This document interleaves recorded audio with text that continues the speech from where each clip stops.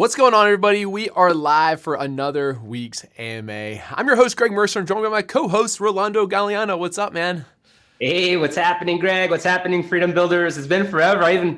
I've grown out my beard. It has been a while, and I am happy to be back here with you, Rolando, because it's been too long, and we've got a little bit of a cool update, right?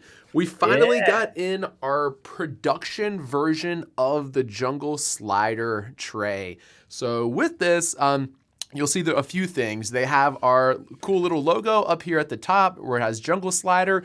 If you remember, on the bottom, we were making some changes. So here on the bottom, these are a new type of rail, and we also made modifications and improvements to the clamp. We also did some other cool little things like put a little stickers on the bottom so they knew which side matched up right. Our packaging is nice. We included a screwdriver in there. What else am I forgetting, Rolando? No, it's just amazing to actually see now physically, because this is all just a plan, an idea, and it's there in real life. Yeah, it totally is. Let me actually grab the bamboo one, and we can show that as well. Yeah, absolutely. Do you have any other updates of how it's been communicating with the factory, Rolando? Yeah. So up till now, like I said, we did have some setbacks early on, and we're full steam ahead. Production is going now on schedule. We just had to adjust the schedule. These are things that you kind of can't prepare for all the time, but now we're on schedule. And the only bummer is that we're not going to make Q4, but that doesn't mean anything. January also, you get a nice huge bump in sales because of gift cards, people getting all kinds of gifts for Amazon. Yeah, totally. And that's just part of it, right? This is a real live case study. And with any business, it takes some time to do some of this stuff. And especially when you're customizing like we are. And this is the bamboo version. It doesn't have, well, it will have the wrist rest down here, but just the sample they sent didn't. But you can see it has like the little Jungle Slider logo what's engraved in there. And it looks really nice. Like the bamboo is really nice. All around, I'm really happy with it. It's awesome. Yeah, we put it for a test drive, been using it, and it works great. Very sturdy, which is one of the things that we really wanted to improve on, was that it felt sturdy. So yeah, totally. And it's definitely way sturdier than any of our competitors, right? When we were doing our research on who our competitors were and ordered some of those products, all theirs was kind of like flimsy, and those are some of the bad reviews that they get. So we're definitely very excited to have a very just like robust, sturdy product, because that's exactly what we're going for, and that's what we're looking to improve upon with the other items out there. So with that being said, go ahead and drop your questions for us in the chat box. At the end of this AMA, we're actually going to be announcing the $1 Million Case Study Challenge winners. So we're giving away $2,500, $1,000, and a third place $500 prize. And if you stay to the end, you'll find out who won those prizes for this season. These are the people who have been most active in the Facebook groups and Instagram and following along with the case study and doing kind of like the homework that we've given out. So those people will be rewarded at the end of today's episode. That's awesome. Let's see if we got some questions already coming in here. I think I see one here. So it says, I think Mark Williamson says, when looking at JS report generated from Amazon search, there seems to be a lot of product data duplicated because of items being promoted via sponsorship. Should I remove the dupes? Yeah, so what happens is, like, when you run the Chrome extension, if you have sponsored product listings enabled, they show up as one of the search results. So what I always do is I go into the options, and in there you can turn off the items that Amazon are only being shown because of Amazon sponsored products. So that way you won't see the duplicates. Some people like being able to view how many sales, that these sponsored products are making, and that's why it's an option. But yeah, that's why I choose to turn it off. Cool. Next question comes in from Tara, asking, does anyone at Jungle Scout do one-on-one mentoring? No, we don't do one-on-one mentoring. This is our way to do one-on-one mentoring for you guys. Put your questions in the chat box.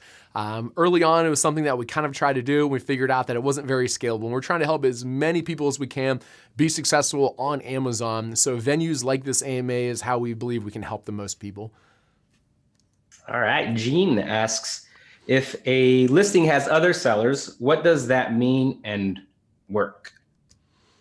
Yeah, good question. So on Amazon, unlike on, say, eBay, multiple sellers can sell on the same listing. And that's actually how they've designed the marketplace. So on the Amazon marketplace, if you're selling the exact same SKU, then you're actually listed on the same listing. And this is a little bit of a better customer experience, just finding one of these listings and they can directly compare the prices there as opposed to like eBay. And that's one of the reasons that I believe Amazon became so much more popular than what eBay did. Okay, so what all this means is that multiple sellers are selling the exact same product. Now, one of the main reasons that we like selling private label products, we created our own product. This is the Jungle Slider. No one else is selling this SKU. The reason that we did that and we like this is then no one else is going to be selling this product on that particular listing. Sure, there'll be other listings that are competing against ours, but no one else will be selling on our listing. All right. Next question. TA asks, is it worth hiring a company to do your logo, packaging, and Amazon photography for max results? What do you think about that, Rolando? I think that if it's within your budget. Now, of course, there's a lot of things that you can do yourself. As you guys know, the logo, I designed that logo with your help. We actually asked you to pick between two choices. I whipped that up, and I can tell you, I am not a graphic designer by no means. So if you saw the Jungle Slider logo, it's just, I went into canva.com, started with a template and started just to modify it and then create the logo. But I think probably the one place that you would want to definitely do a little bit of investing is in photography. I think that is something that if you're not comfortable with taking the product pictures yourself, then, we have Jungle Market. If you go to junglemarket.com, there's Amazon freelancers there to do your product photography. And that'd probably be the place to do a little bit of an investment. Yeah, I think that's I like your answer there, Rolando. With a little bit of hustle, you can figure out how to do all this stuff yourself. Throughout all the $1 Million case study, we're showing how you're able to do these things yourself without other people's help. If there's anything that you don't really like doing or doesn't excite you, or you'd rather just hire someone else for, the best place to find these pre-vetted Amazon experts is at junglemarket.com. Rolando, right. this one's for you. Did the manufacturer keep in touch when there was a setback? They did. In fact, I think that's one of the things that we talked about is building that rapport early on and communicating. I will say that I am very proactive about that approach as well. I would constantly just chime in and give feedback, and so it was just a back and forth thing. But I think that as a seller, it's your responsibility to be proactive and definitely spearhead that part of the communication, because not all manufacturers are the same. Not all can communicate as often. They just aren't aware that you might have some questions. Cool. John says, is the sales data skewed because it's Q4? Should I wait until after Q4 to consider a product? John, I think it's kind of like human nature, and I see this a lot, to like always think of ways of why you should push out getting started, right? And the best thing to do is to go ahead and just start now. So you can actually, like in the Chrome extension, the last 30 days, that's what's showing up in that 30-day section. But prior to that, you can actually see historical sales data by clicking on the little sales number in the extension, and then it opens a graph and it shows you what the historical sales are for that particular product. So yeah, you don't need to push off your product research. Now is still a great time to be doing your product research. And with any product, and no matter what time of year you're doing your product research, I would encourage you to look at that historical sales information. All right. We got Gerald asking, what do you recommend for launch services to manage your PPC and campaigns? What do we recommend for launch services? Yeah, and I guess I could answer that. I could feel that. Go for it. I mean, I'm a little biased in this, but I will say Jungle Market once again. Just using Jungle Market because these are pre-vetted freelancers. You could go to other sites and like Fiverr or something like that, but you don't know if they're pre-vetted. You don't know how good they can manage your PPCs. At least if you go to Jungle Market, you know that this is what that particular freelancer does for a living and does it very well. And does it for Amazon specifically. Yeah, and Arten, I see there's a few questions in the chat box now about launches, but we covered all of this in one of the $1 million case study episodes. Rolando, do you remember which number that was? Ooh, I can find out. This Yeah, is for that's all right. Well, one of them, just look back at the $1 million case study this season, season 4, and you'll see we covered a whole episode on this. So you don't need to really hire anyone to do the launch for you. By using a service like JumpSend, it's actually pretty easy to launch these new products. And we laid out all the steps to do so. Again, if you still don't feel comfortable doing so, you can check out Jungle Market because there are experts on there. But with a little bit of learning, you can definitely, it's definitely the type of thing you can do yourself. So it looks like the next question is from James Alexander. It says, can you give 5 common reasons for listings being suspended? I don't know if there are 5 common reasons. It's not really that common of a thing. It does happen every once in a while. The most common reason is because it's getting customer complaints. So customers have reported to Amazon that they ordered, or that would be common would be like a customer said they ordered a bamboo keyboard tray like this one, and they were shipped a black one. And if like 5 customers email Amazon and complain about that same thing that same week, they'll suspend your listing and they'll say, hey, what's up here? You're advertising this as a bamboo tray, but you're shipping people a black one. Something's not quite right there. So that's like the number 1 reason to get suspended. The only other reason I've had listings suspended is because it's getting a whole bunch of negative reviews. So, if it's getting a ton of negative reviews, Amazon obviously doesn't like that. It's a poor customer experience. And again, they'll suspend your listing and they'll say like, hey, what's up with this? What's your plan of action for improving this so it no longer gets so many negative reviews? Awesome. George on Facebook asks, hey, Greg and Rolando, looking to get a product up this month using all the sponsored softwares on your Jungle Scout website. Thanks. Also, props. Shout out. Awesome. Oh. Thank you, George. Happy to hear it, George. That is awesome. All right. This looks like Gerald asks, what is a good exact keyword number that is real good to use as your keyword? What is a good exact keyword number that is real good to use as your keyword? Yeah, I think Gerald's asking about essentially what is a good search volume number on Amazon for exact match. Anything that gets 10,000 searches or more per month is, in my opinion, a pretty high volume keyword.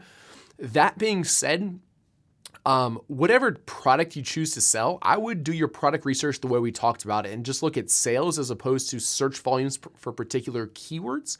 And then once you've done that, after that, I just do my keyword research using Keyword Scout like we outlined in the $1 million case study. And then when you do that, then I just use for my main keyword whatever is the highest volume, but still very relevant for my particular product.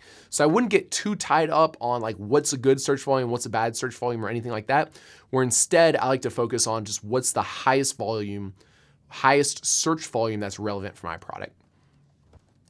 Awesome. Next we have Jess asked, actually, it looks like this is just another shout out from Jess. It looks like, I have to thank you for helping me launch my first product 3 weeks ago. I have followed along and watched all of your MDCS. Your transparency is next to none. And I trust what you say, what you have to say. Thank you so much, Jess. We love that feedback. So thank you. Oh, and it looks like there is a question from Jess though. Right after that says, with that, I would love more content on launching, possibly Splitly or other programs, Viral Launch or PandaBoom. Can you recommend anything to catapult the listing, generate more reviews, etc.? So our best recommendations there, Jess, are exactly what we outlined in that episode that it looks like that you did launch, the one about launching. So with that, using a tool like JumpSend and sending follow-up emails is how you're going to get more reviews for your product. This is also how you can get initial sales to help really catapult your product. We don't believe or think that you need any other tools or services out there to help you do so. If you just followed the steps that we laid out in that episode, then it should be successful. That's the exact method that we're going to use to launch this Jungle Slider. Awesome. And then King Thomas asks, after registering a trademark, how long does it take before I can use an enhanced listing? After you register the trademark, after it's registered and approved by the government, you can do it immediately. And then it takes like a day or two on Amazon. The thing that takes a long time there is it going through the government systems to become a registered trademark. And that can take like 6 or 8 or even sometimes like 10 months. So a very long time. But after it's through that government process, then it's very quick on Amazon. All right. William, the cat, asks, how soon can we generate voucher codes when you're a brand new seller? As far as I know, you can generate them immediately. I haven't been a brand new seller or a brand new Seller Central account in a long time now. And actually, to be honest, they didn't have voucher codes when I started, but I've never heard any differently. I think you can just create them immediately. Yeah, to my knowledge, the same. And so Gerald asks, what brings more sales coupon? What brings more sales, coupons or keywords? Those two things I don't think are, I wouldn't really like compare those two for which one brings more sales. It's very important to do your keyword research and create a keyword rich listing. After doing that, you can try to increase the number of sales you get using something like coupons. But so I guess like the coupon part's optional. Creating a keyword rich listing, I would say, is not optional and is very important and required. Absolutely. Fabiola asks, I've done all the steps. Thanks so much for this study. I'm ready to order my samples. I have not done anything about PPC. I'm thinking I can do this while my product is being made. You definitely can. PPC is actually not really that hard. I know it's always overwhelming for people, but it's actually not that difficult. Watch the $1 Million, I know I keep saying this, but watch the $1 Million case study episode we recorded on PPC. And yeah, besides like the only kind of difficult part I think is doing your keyword research, but after you're doing your keyword research and getting it set up, it's not really that difficult to do. So you can definitely worry about that when your product's being made. No reason to worry about it before then. Awesome. TA asks, is it cheaper to ship a product with my freight forwarder from China to us in January versus December? Yes, it is cheaper in January. November and December November is when shipping rates are the highest. After that, it's probably December. January is a little bit cheaper, but actually like January and February are still a little bit inflated because everyone's trying to get their goods back in stock before the Chinese New Year starts. And then the rest of the year is when I consider just kind of like normal shipping rates. They're not quite as expensive. Awesome. All right, BB, what to do if no one is claiming your codes on JumpSend? Had to do a quick costume change in here, Rolando. All right. If no one's claiming your codes on JumpSend, there's two things you can do to improve the number of codes that are requested or redeemed. Number one, you can create a deeper discount. And some people are surprised. They're like, what the heck? How come no one wants my product? I'm offering it for 50% off or whatever. And you have to remember the people on JumpSend, these are bargain hunters, okay? They're just looking for a really good deal. So if you're only offering like 50% off or 60% off or whatever else, you probably just have to offer a deeper discount. Once you've done that, what you can do is there's a bump functionality inside JumpSend. So you can bump up, every 2 days you get a bump and you can bump your listing up to the top. And then when it's at the top, it gets more visibility. And because of that, you'll get more requests. All right.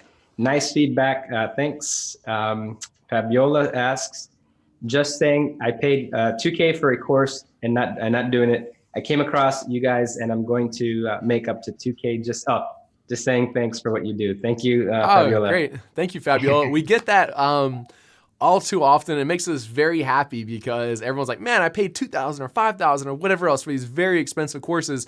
And they end up saying like, wait a second, the $1 Million case study was actually better content. So yeah, I'm glad you're enjoying it. Let's see here. Vlad said, Greg, do you write your own blog posts? I see your name come up in the blog, so I'm just wondering whether you write them or you hire a writer. I still do a lot of writing at Jungle Scout. So we do have people on our team that help create content. But just like I'm here in these AMAs and throughout the $1 Million case study, a passion of mine is really helping entrepreneurs become successful Amazon sellers. So yeah, when there's topics that I enjoy writing about is when I do the writing myself. And then, like I said, there are other people on our team that help do some of the writing as well. And Greg's quite the writer. So he's quite the technical writer. So it's always great when he creates content. It's awesome. Adventurous Human says, super stoked on my new product launch. Also very nervous. Only got a couple hits on Jumpstart at 50% off. Should I go 90% to get some sales velocity? Yes, I would. This is typically what happens if you only offer like 50% off. These people are just looking for a really good bargain. They want a really deep discount, and that's when it's usually beneficial to offer it for a little bit cheaper to help you get some of that sales velocity. But congratulations, Adventurous Human, on your new product launch. We've seen your questions and comments all throughout the $1 Million Case Study.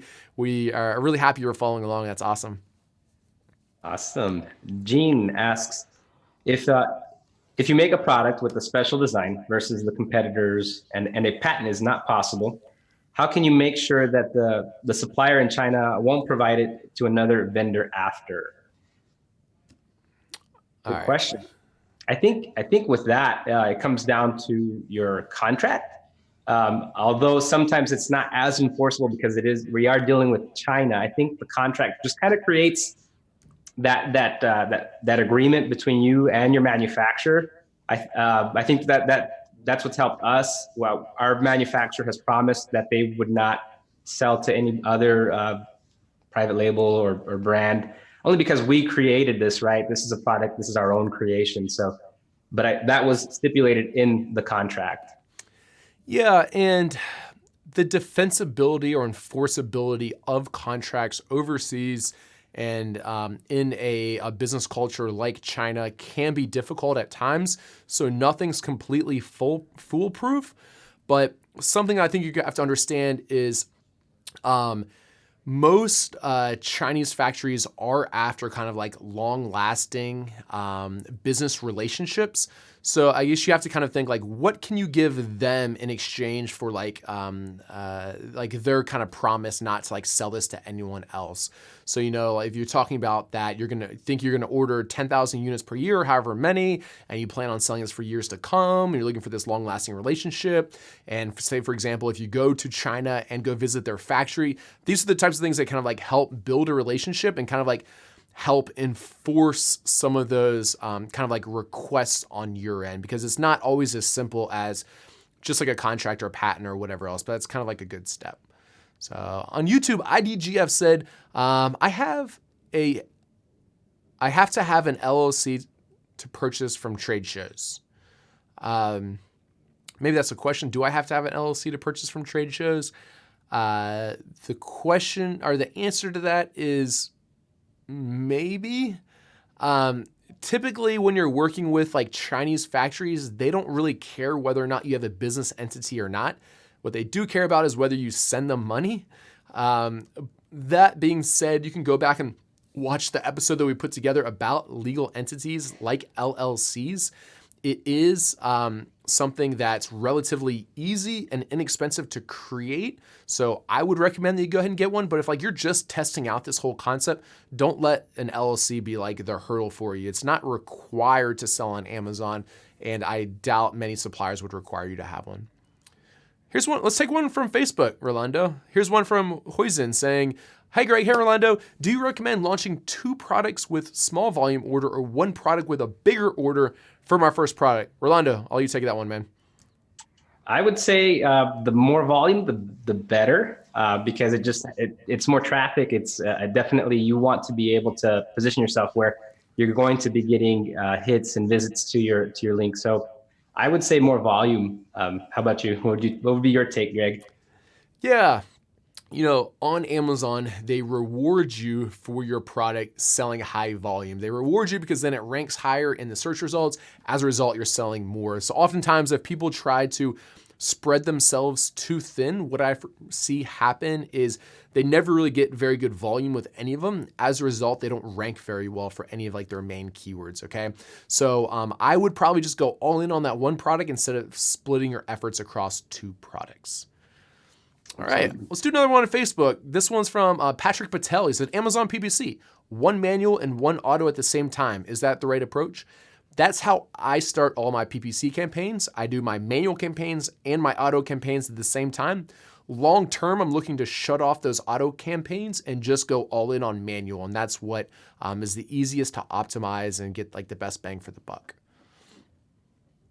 All right. And yeah, remember that the auto campaign is because you're trying to find more keywords, more of those long tail keywords to add to your manual campaigns. So you're trying to move some pretty solid sales over to those manual campaigns. So that's why I'm doing both at the same time.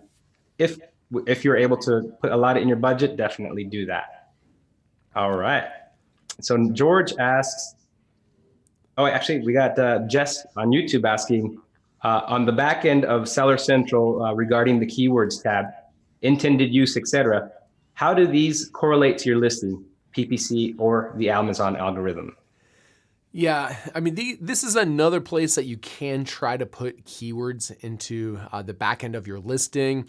I'm not really sure whether they're indexed at all, and the reason that I don't even really know that is because it doesn't really matter if you can't fit all your keywords in your listing and in your backend search terms, and it's like, well, you probably have like way too many that aren't even relevant anymore. So go ahead to put it in there if you want. I wouldn't really expect it to get indexed, but like if it just takes a few seconds to type it in there, yeah, you might as well just go for it. And Amazon Facebook and Amazon is constantly changing, and so that's why just filling in all as much information as possible doesn't hurt in the long run. George Nikolakis asks, is there any method for accounting for all of your Amazon and total costs on Amazon? Yes. So if you go to Fetcher.com, and we'll try to type it in the chat box right now. That's Fetcher, Fetcher.com. That's an Amazon profitability and accounting tool that you can use. So it automatically syncs up with Amazon. In there, you can put in all your costs and everything else, so you know your true profitability for what you're selling. All right. We got Aegis on YouTube asking, does it make sense to reach the $25 pricing for your products so that customers don't need to add any more products on the order for free Prime delivery? Good question. I like to sell higher priced products, right? I don't really like to sell like those $10, $12, $13 ones, whatever else. I've never really heard of people focusing on only $25 or up products so that people get that free Prime shipping. That being said, I wouldn't want to sell a item that is an add-on item. So there's some items on Amazon that even if you have a Prime account, you can't get it shipped for free unless you also order something else. So these items are usually like $2, $4, $5, something very inexpensive. And with those, Amazon makes you buy something else and like include that as an add-on item. So that's the only thing I recommend is to stay away from those really cheap ones. So here's another one on YouTube from Nomiko36. Can I enter the Amazon Marketplace without opening a registered business? Let's see. Just want to check the waters, but don't want to open a business for that yet. So it's my understanding that on Amazon, if you're a US citizen, so you have a social security number, I guess probably also if you're like a green card holder or some of those other things, if you have a social security number, you can register an Amazon Seller Central account just with that. You don't need a legal entity or an EIN number in order to register one. If you live in a different country, then it's my understanding to sell on Amazon.com, you have to have a legal entity to do so. All right, Greg, this one's for you from Nash. It's a shout out. He says, Greg, you are a great inspiration for the first timers and the people who'd like to start their own business through Amazon. And your videos are way too much work than just spending money on the other training stuff. Thank you and keep up the good work. You're doing an amazing job. Thank you very much, Nash. I'm glad you are enjoying this. And hey, don't forget to thank Rolando. He's the one that does all the work, man. I just get on here and smile. All right, this one's from Vlad. He said, Vlad said, Greg, how much do you spend on a new listing for photography, copywriting, and video maybe? I never create video for new listings. For photography, you can find really high-end photography on the jungle market for about $200. I think some of the cheaper packages go for around $70 or $100, and about the same for copywriting. So maybe another $100 for copywriting. But what you can do is you can head over to junglemarket.com And you'll see on there the different tiers they have for different people. Some of the items, maybe they get like really good reviews, but it costs like $250. Other ones, maybe like they're just new, so their prices are cheaper, or they only have a few reviews, so you can get it cheaper. So yeah, there's kind of like a wide range there. But if I were to give you a ballpark number, Vlad, I think for about $200, you could get like pretty good photography and pretty good pretty good photography and pretty good copywriting. Oh, Hossein, sending love from Iran. That's awesome, man. Which one do you recommend? Two products with same opportunity score, but different number of results? I don't take the number of results into kind of like my calculations for figuring out which item I want to sell. So to choose between those two with the same opportunity score, I would just get price quotes for both of them and see which one has a better margin. That's how I would decide. Awesome. We got Darren asking, hi, have you got any ideas how often Amazon rank updates? How long does it normally take to get to page 1 doing giveaways and matching the top sales for your keyword? Good question. And just like the Google algorithm, no one fully understands the Amazon ranking algorithm. That being said, I normally expect for it to take about like 1 to 2 weeks for me to get on that first page. Sometimes it's quicker, sometimes it's a little bit slower. Well, it's usually not slower than 2 weeks, but yeah, I'd say 1 to 2 weeks is a good kind of like middle place there. Adventurous Human says, Rolando, I love the Christmas bling on your Y poster behind you. It's been big for me. How often do you look at yours? Rolando, how often do you look at your Y? Actually, multiple times daily. This is my office, so I work here every day. As you can see, this is my desk back here and the computer that I work off of. So literally every time I come in here, it's an inspiration to me. And I picked images that definitely resonate with me. You're just seeing like a fraction of my board, but it extends beyond. And I mean, I took my time on it. It was one of our first tasks, if you recall, going way back to week 0, was to create our board, our vision board, because in the end, entrepreneurship can be tough. You're going to have your ups, your downs. But the main thing is that as long as you can remain focused on your why, what is it that's driving you? What is it that's compelling you to do this business? It doesn't matter what obstacles may come, you will overcome them. And so that's why it's definitely step 1 of this entire process. Cool. Chris Coates says, are there any trade shows or seminars in 2019 that you recommend we attend? There are a couple conferences that I'm going to be at in 2019. You can check out both of them. One is hosted by a friend of mine named Steve Chu, and it's called Seller Summit. So you can just Google Seller Summit. You can find tickets online for it. I'm going to be at another one from another friend of mine, Scott Volker, who does the Amazing Seller podcast. I believe his is called Brand Accelerator Live. Those are both good ones. I know both of those guys really well. I know they put on really good conferences, so those would be good educational events to go to. And one of the big benefits of going to these live events is also just getting to meet other people out there. So yeah, it's a couple you could check out. Jafar said, what keyword research tool do you recommend for selling in the UK? I believe Jungle Scout is limited to the US. All right. So what you can do, we should be releasing UK soon. I know I've said that a few times before, but I think we're getting really close here. We just want to make sure all of our numbers are accurate before releasing it.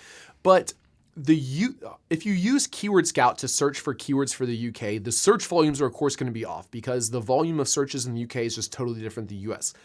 That being said, we've done a few test searches, and what we have seen is they are they're definitely like correlated, so like for example, like marshmallow sticks, the same terms are the most searched in the US as they are in the UK. Just the volume of search is going to be a little bit different.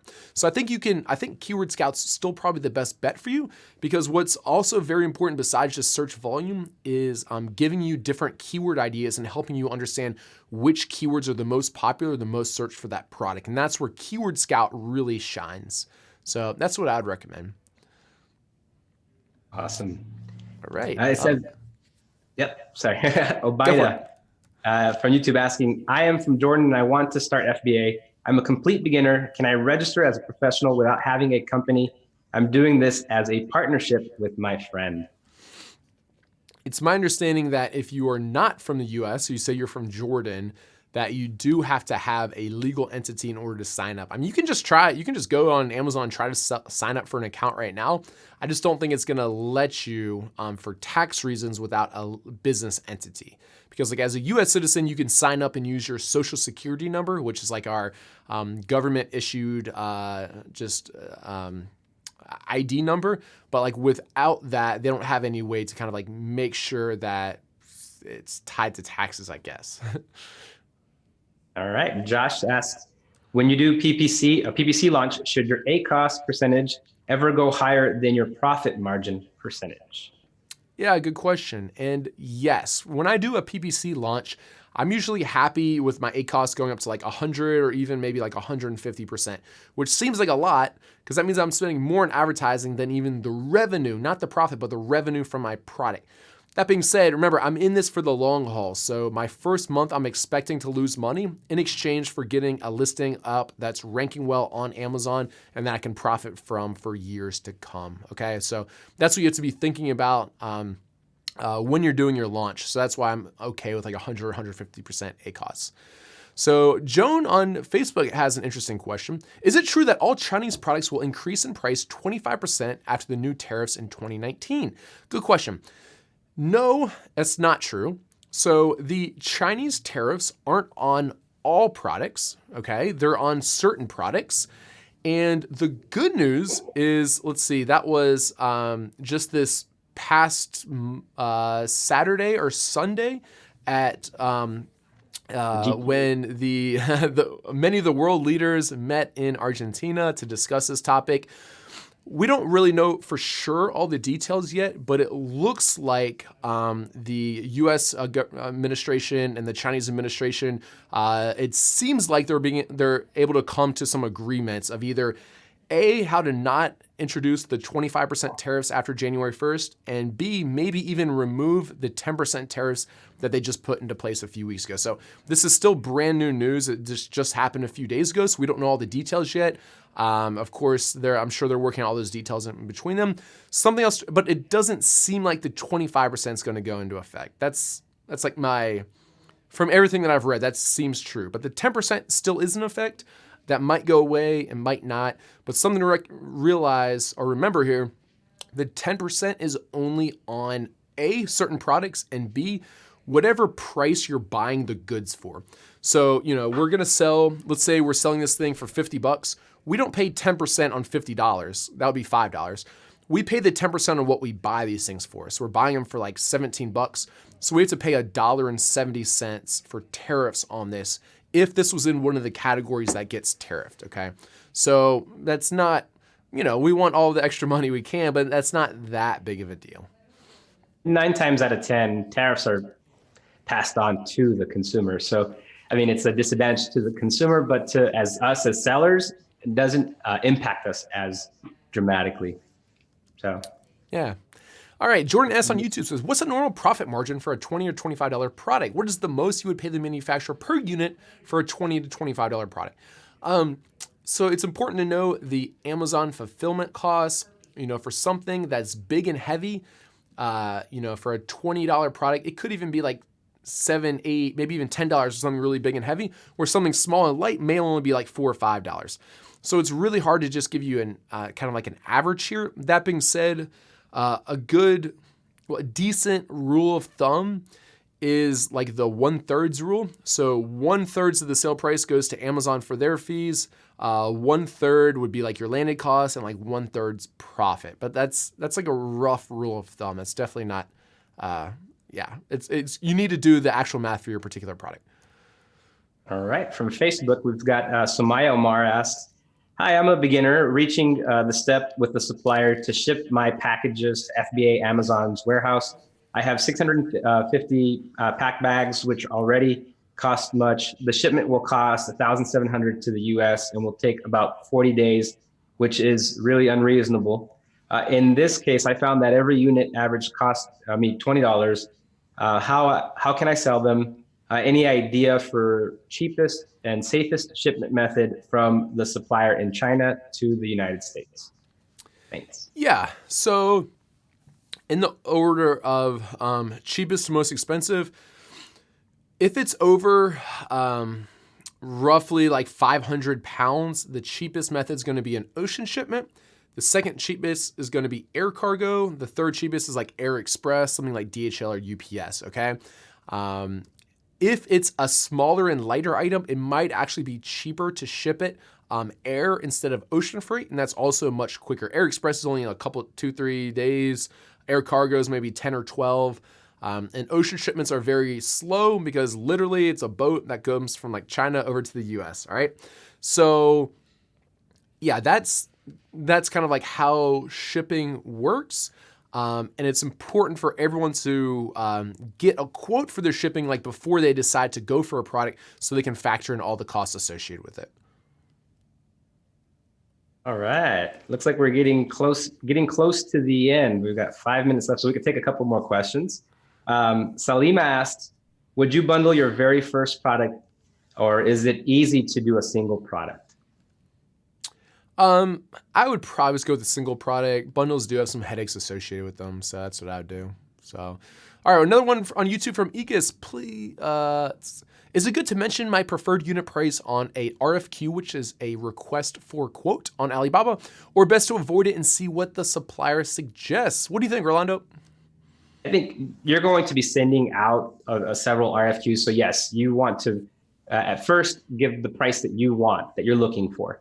They're going to counter you, and you're going to negotiate it, and then as time goes on, you're going to try to sweeten the deal by saying, hey, I'll buy XYZ quantity. So yeah, be very forward at what you want, because in the early stages, you're sending that out to several manufacturers to just try to shop it and see who bites. Yeah. All right. Fabiola on YouTube says, do I need a contract to order the samples? Nah, you can just order one without a contract. Mike says, have either of you tried Amazon's early reviewer program? Yes, I've tried it a few times. It's fine. It might increase the number of reviews you get a little bit. It doesn't work that well, and it's only for 5 reviews, but those early reviews are important. I'd say if you have a pretty hefty budget, go ahead and use it. If you don't, I wouldn't even worry about it. All right, and then 2 more, and then we'll announce the winners for the prize. All right, so Businessman86 says, concerning a new seller launching in January, should one wait till after the Chinese New Year to launch due to suppliers not being around for February? No, just launch. Hopefully you have enough in stock to last you like a month or 2 anyway. Again, I kind of said this earlier in the episode, but people are always looking for excuses to do things a little bit later. Just do it now. Just go for it. Yes. All right. Fabiola asks, is Jungle Scout good to do search in Mexico? Certainly. Jungle Scout supports all of North America and Europe and India. So that's Canada, US, and Mexico and North America. And yes, it works very well there. So, Rolando, we have 2 minutes left, which means we should announce the winners of the prize. Something just occurred to me as I was saying this. We had all these people writing in how much they liked the $1 million case study better than these $2,000 courses, they said.